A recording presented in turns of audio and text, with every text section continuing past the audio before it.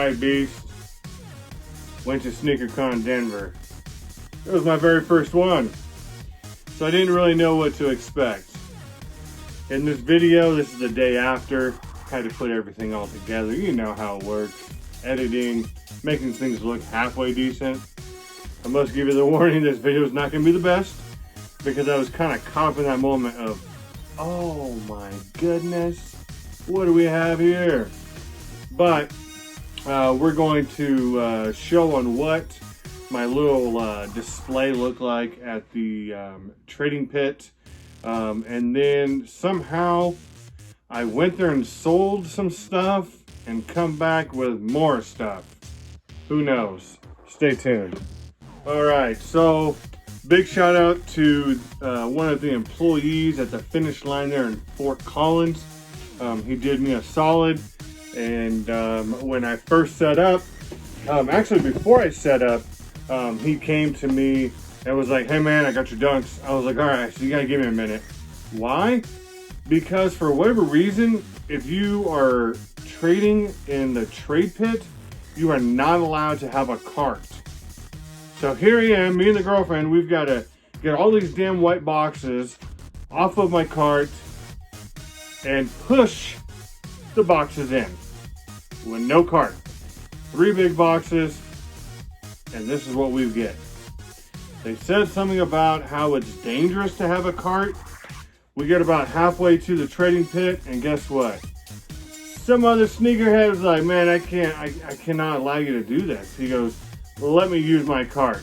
So I guess vendors, the ones that paying that $4.25 for that few days or whatever. In this situation, it was in Denver. It was only one day, Saturday, noon to 7 p.m.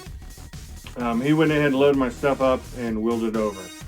So, 10 minutes later, the guy from Finish Line comes in. He's like, hey man, I got those dunks. So this was my first pickup.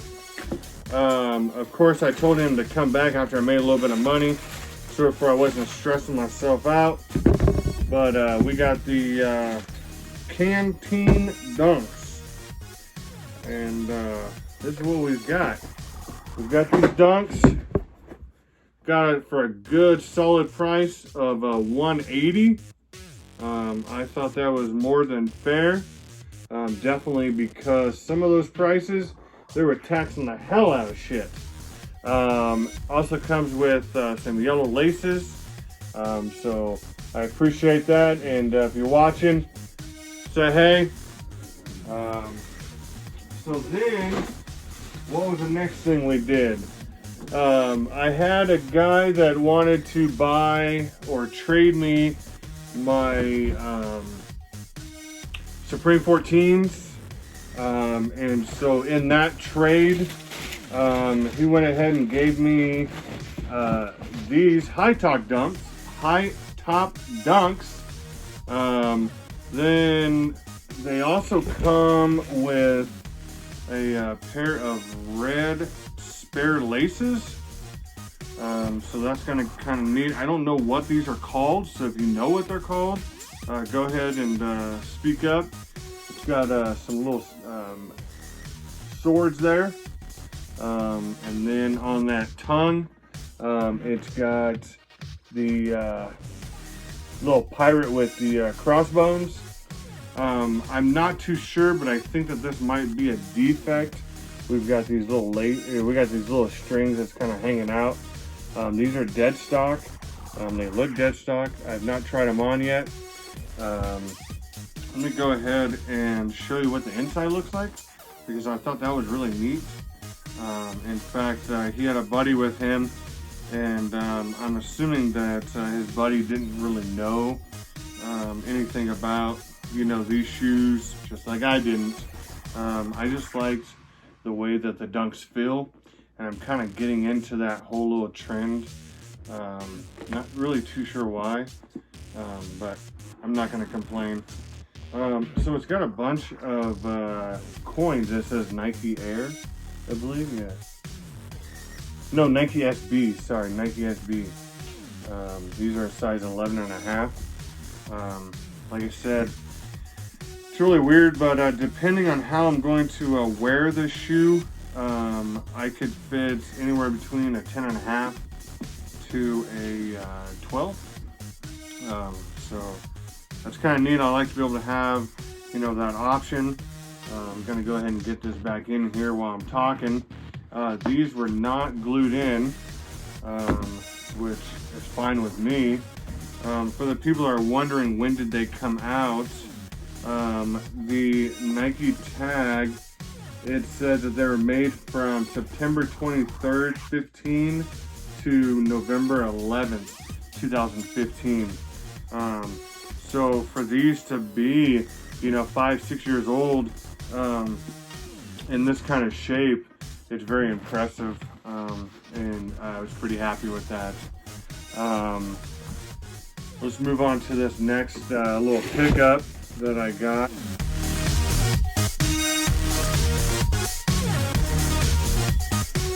So this next pickup, I had some 2006, I think, Jordan 14s, and this guy came along and was like, hey, I've got a really good deal for you. I want your Jordan 14s, and I have these Dunks that are dead stock, and I've been trying to get rid of them forever. And I was like, oh, let me check these things out. And once when I seen them, I said, hell yeah, man, I'll go ahead and take them. They're so unique. I think when I looked up on GOAT, because they did not have them on StockX, on GOAT, it said that they were called the Nike Dunk Piece. Of course, now I'm looking at the box and there it says.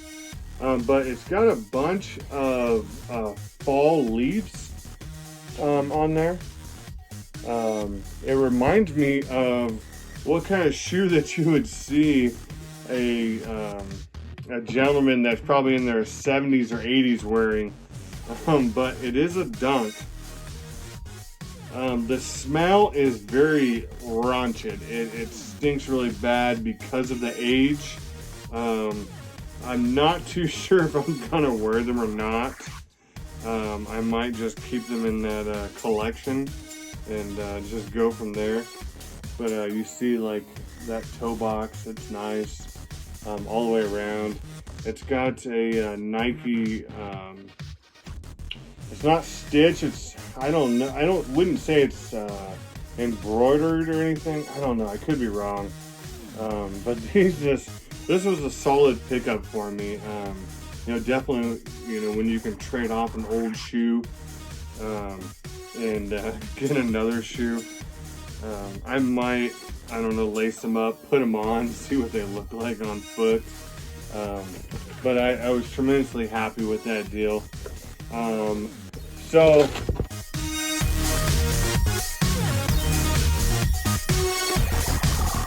throughout the whole event, or before I went to the event, I told everybody that I wanted to make enough money to be able to purchase a pair of off-white Dunks of the Alata 50.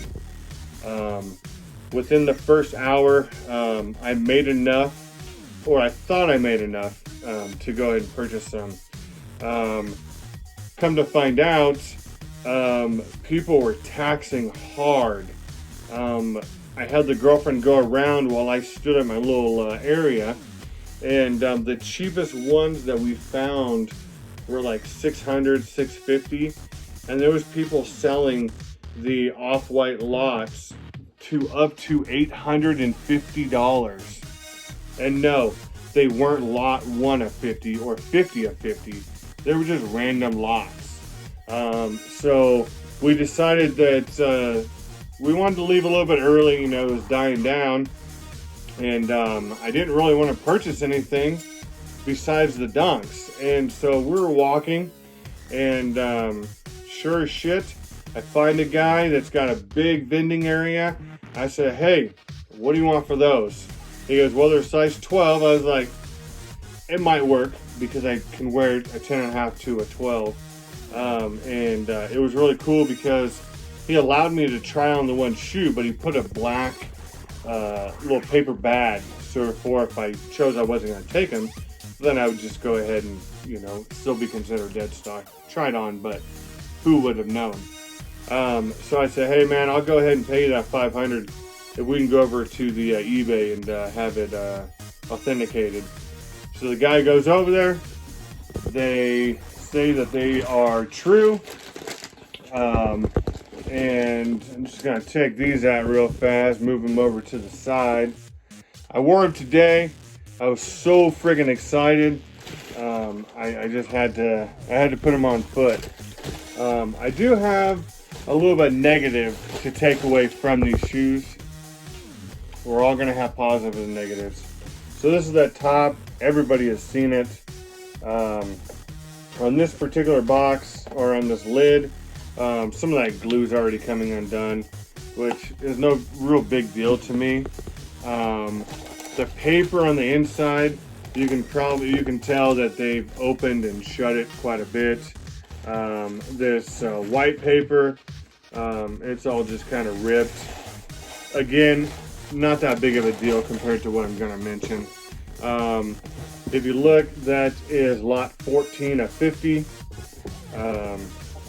I thought when I first seen this right here, I was kind of worried. I thought maybe that these would have been fakes, and that's part of the reason why I wanted eBay to check them out. But here is the shoe. That biggest eyesore, of course, is that eBay thing. I'm going to say that out of 1 through 10 comfort level, it's a solid 9. I wouldn't say it's a 10. And maybe it just takes a little bit of getting used to. This material is super buttery soft. Right now I actually have a shield, a crease preventer in there. This colorway is just remarkable. I mean, I really like it. You know, between that long suede here to that lime green. Then of course the zip tie matches the tongue. I'm not one of those people that's going to be rocking the zip tie, so it has actually been inside the box and at home. So the point that I'm kind of disappointed in is you see inside, I put tape along the little logo on the inside. I always do that, and the reason why is because if I ever decide to sell these, this is going to look a lot better than having that missing. So up on the top you have another little logo, and I try to do that same thing. I try to put tape on there, and within 1 hour that tape has already come off and that logo is now gone. Very disappointed, because you would think that, you know, with the effort and the design that this guy is putting into this shoe, that you wouldn't have that kind of issue. You wouldn't have to worry about it, but I had to.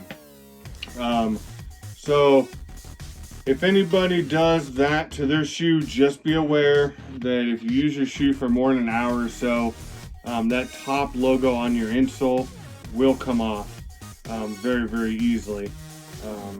I appreciate everybody stopping by, taking a look at everything. I was super excited.